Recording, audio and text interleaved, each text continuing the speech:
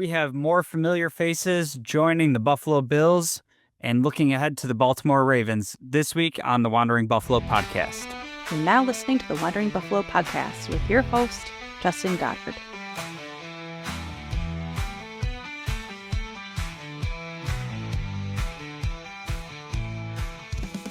Bills Mafia, welcome back into another episode of the Wandering Buffalo podcast, a show on the Buffalo Fanbase Podcast Network. My name is Justin, and I will be your host today. And today, I want to start out talking about something that I've seen floating around quite a bit on social media, and it's just kind of a discussion about former Bills players rejoining the team.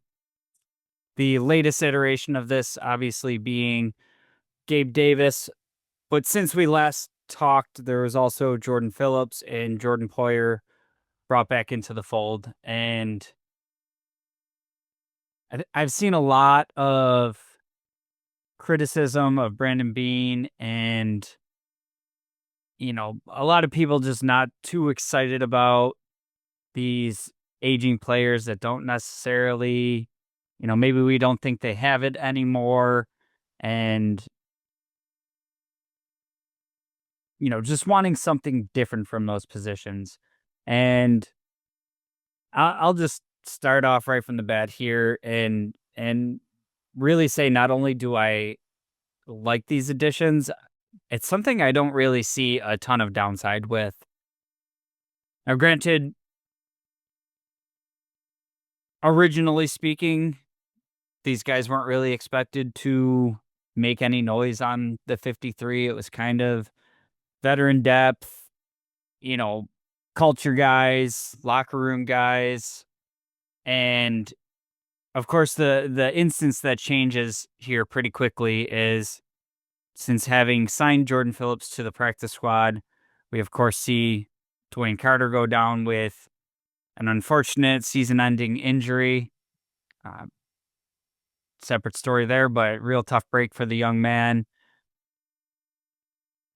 Wasn't making a ton of impact this preseason, but kind of dealt with some other injuries, and we're going to have to wait another full calendar year before we even see him start ramping back up. But with that being the case, I think there's a pretty good chance that we see Jordan Phillips getting called up to the active roster early, and maybe it's not a long-term thing. We have the 6-game suspension for Ogunjobi. Maybe we want to see Zion Logue against the Ravens as more of that like true one technique, eat up blocks, run stuffing guy. But the overwhelming takeaway for me here is that they're guys that can be on the practice squad. They're not costing you a ton of money. If you really get pressed, they're already in the building and they already know the system. They're staying in football shape, and they're guys that know, how Coach McDermott wants to run practices, what the expectations are, what it means to be a pro. And these are guys with, lots of years in the NFL, lots of experience, different degrees of, playing at a high level, but some success in the league. And you're basically getting them around for, pennies on the dollar, and they're there in case of emergency. And I just don't see much wrong with that. And I think the biggest criticisms I've seen are coming specifically from Gabe Davis being signed. And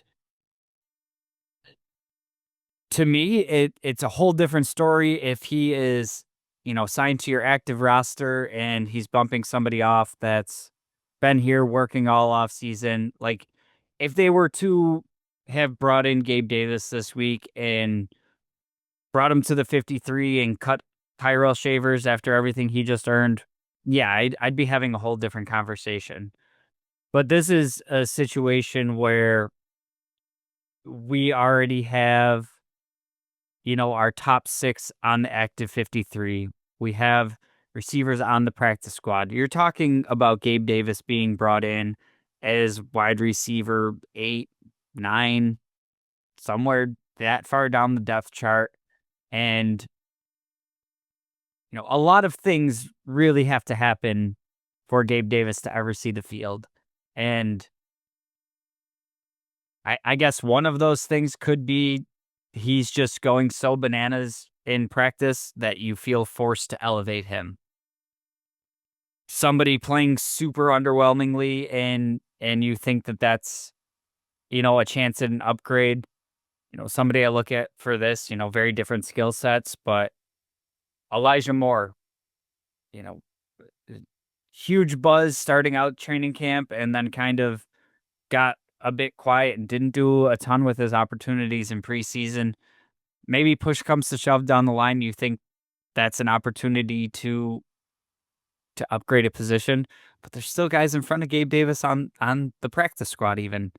So for me, having the guy in the building, he's still only 26. I saw today there's an added layer that he can have in a practice squad injury designation, so he doesn't even technically count against the numbers until he's fully rehabbed from that knee injury.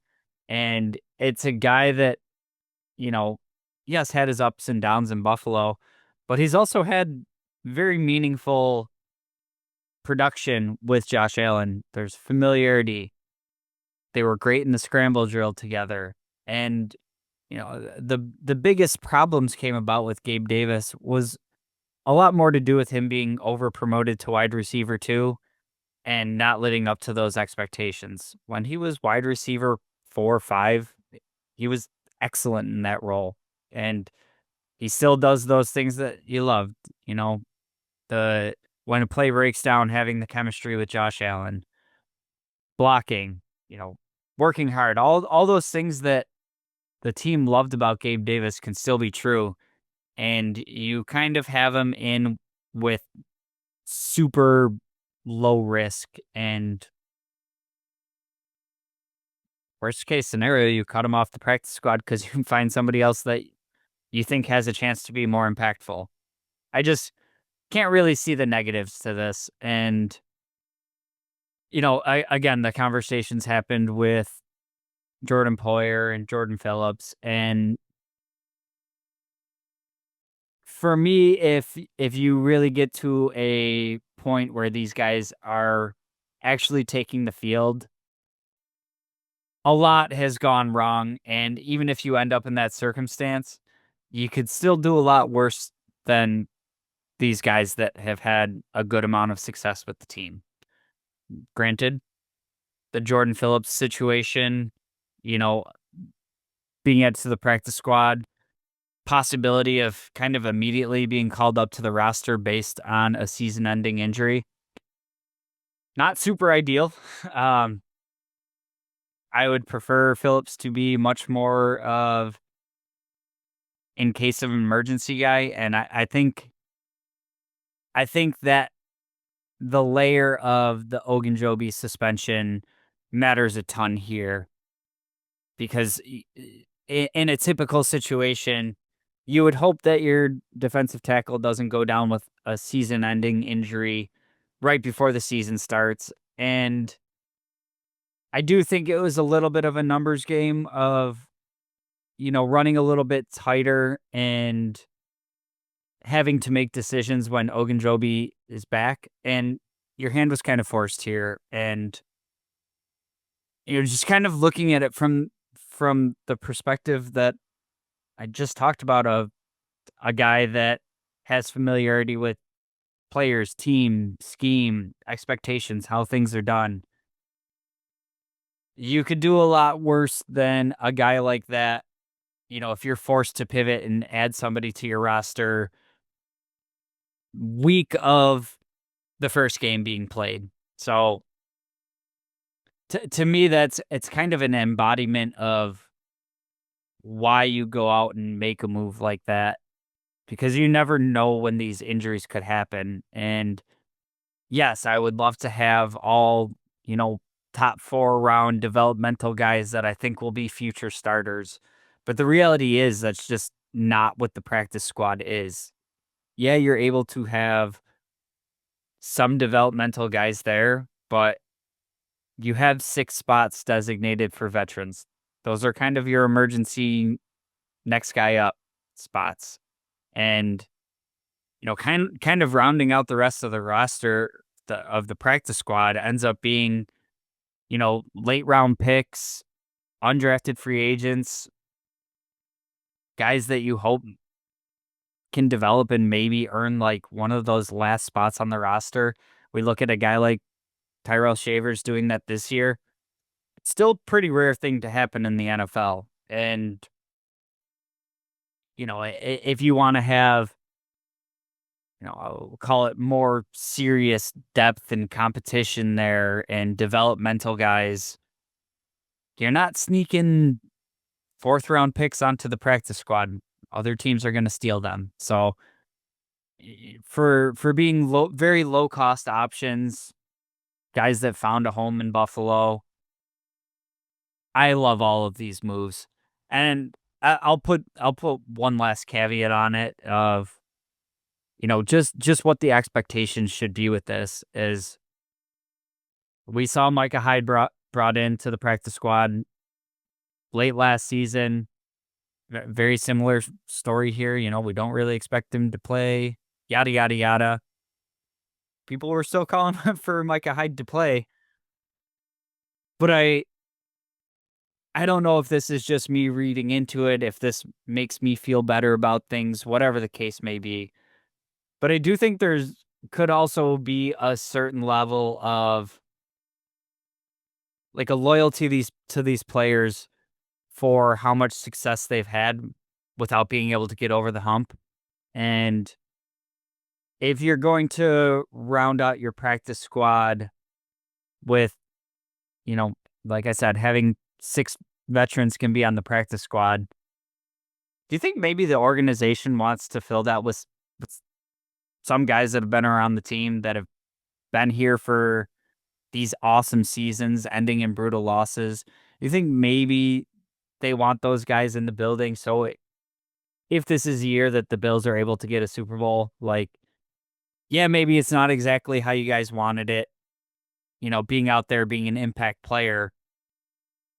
But, like, if the team's able to get it done, to be able to get them a ring, I think maybe, like I said, maybe that's just a layer to it that, feels good to me.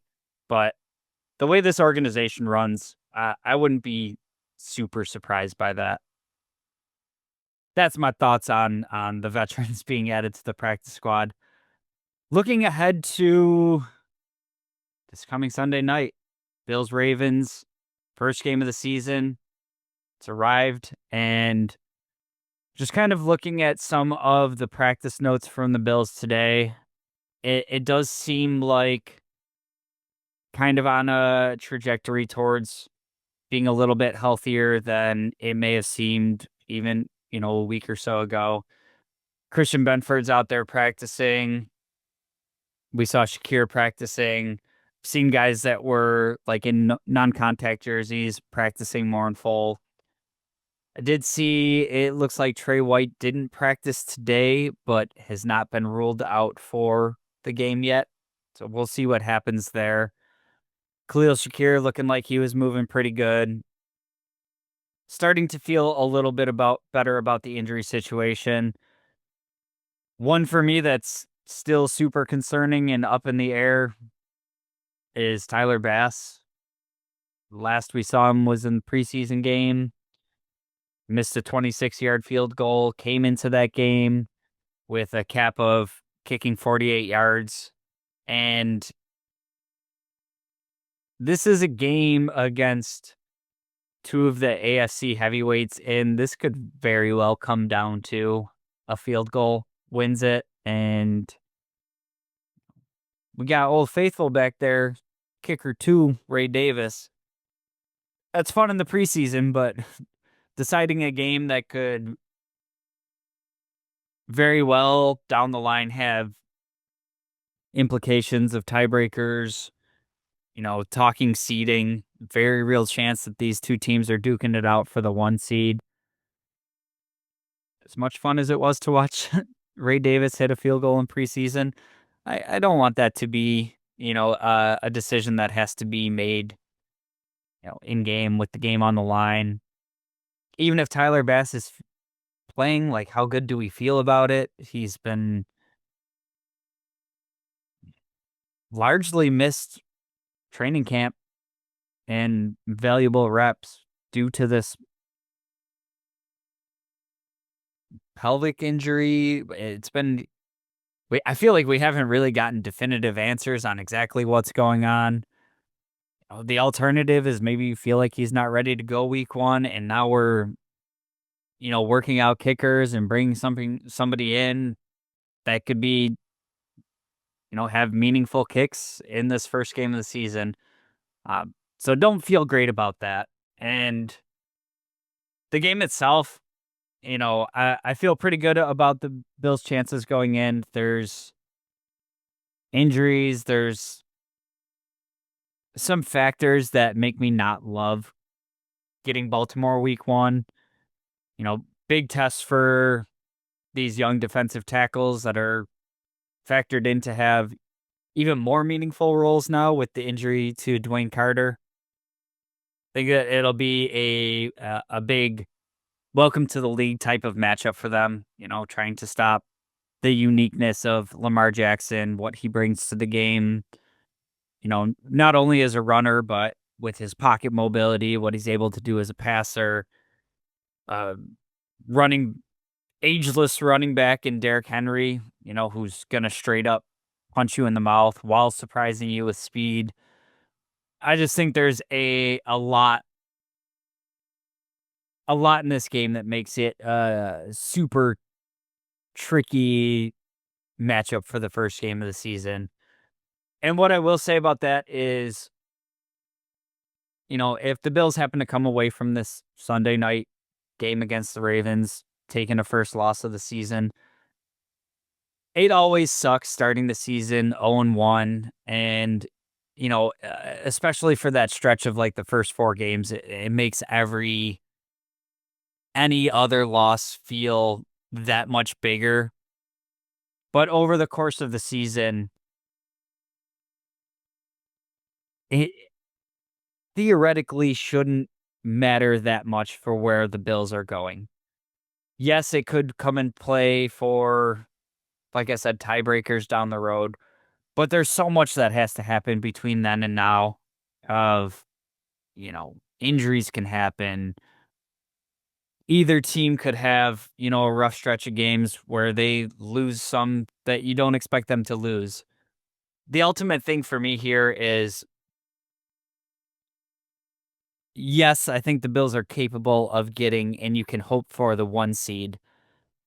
But ultimately, things really got to come off the rails if this team doesn't end up in the playoffs. So my goal right now isn't to be playing our best football in September. And I think that's unreasonable to expect given, some of the big changes, 5 of the first 6 picks being used on defense. You have these young defensive tackles that are taking on big roles. You have the newness of Joey Bosa. You have changes all over the place. You're dealing with injuries in the secondary. You're first round pick, top guy drafted, Max Hairston, out at least 4 games. So while it would be, disappointing you wait this long for football, especially, opening game being a Sunday night game, you got to wait all day for it. It would suck to, have to come away from that with a loss. But I don't think that regardless of the outcome of this game and how it looks and this goes for the Ravens as well, it's so far from being the story of what this season will be for both teams. And, you want to get hot, late November, December, heading into the playoffs. You want to be playing your best football. And I think that there is a chance with this Bills team and the amount of newness and,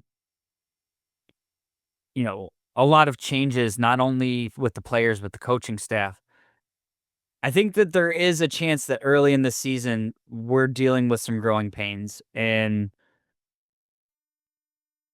not necessarily that that will equate to losses, but that it might be some ugly wins. You might, barely scrape out against a team that you thought we might boat race. And I think that's something that we need to go into this season kind of being cognizant of. Uh, these guys, there's a lot of dudes getting their first reps, not only with the Bills, but in the league. Adjusting to that, the game speed, the uptick in the talent of players that they're working against, moving away from these vanilla schemes in the preseason to now it really matters if you're doing your 111. This isn't about winning one-on-one battles. This is about winning the play as a team, each and every play. So just kind of going into the season, being mindful of that. I'm going to try to be reflective about that after each game.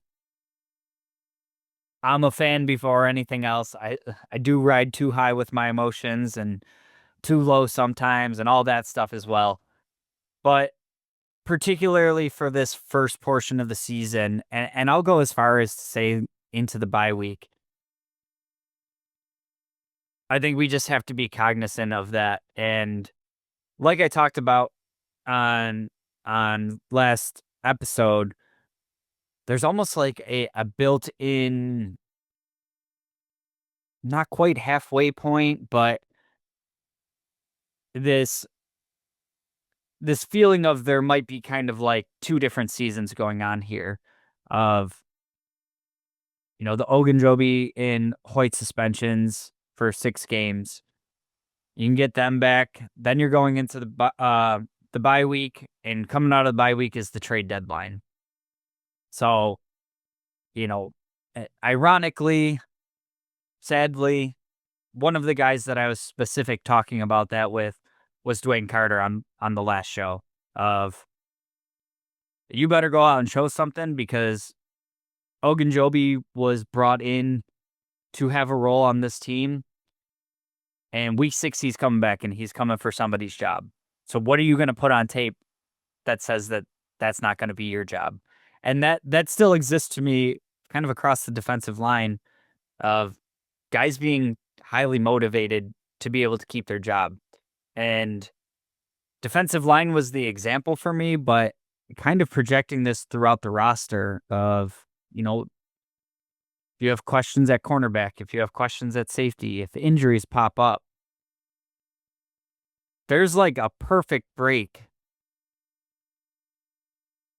towards the middle of this season to kind of reset the deck, take a look at your team, see where you think you came up short in the first part of the season, turn some stones on what you think you could improve, see what teams, aren't going in the direction that maybe they thought they'd be going, and maybe they're selling some players that contracts are coming up and, they're going to move in a different direction. So I think that's kind of a beauty built into this schedule of the bye weeks a bit earlier than I want it to be, but it kind of gives you that time for these suspended guys to come back in, ramp up, be ready to play, game plan for the next week, and doing all of that while being able to take a hard look at your roster. And like I said, the low end expectations for this team is you're in the playoffs. So what can we do going into that bye week to make sure that you have the best chance possible to make that deep playoff run and ultimately the goal of winning the Super Bowl? So, like I said, hopefully we can come away from that game with a dub. I'm predicting a dub, but if it doesn't go the way we think it might go, it's not the end of the world. The sky's not falling. I'm not going to be coming on here after the game talking about firing McDermott and firing Beane, all that. You can miss me with all that. I'm going to be operating from more of a stance of trying to be mindful of some of the changes and the stuff that this team is going through, and understanding that it's a long season to get to the ultimate goal. But that's going to do it this week's episode. Like I said, we made it to another off season. Got Ravens, week 1, big game. Super excited to watch it. Wish it wasn't prime time. I'll forever die on the hill of elite football time is Sunday at 1 o'clock. But here we are. We'll be breaking it down next week after the game. So make sure you tune in. Kindly ask you like, share, subscribe, tell a friend about the show.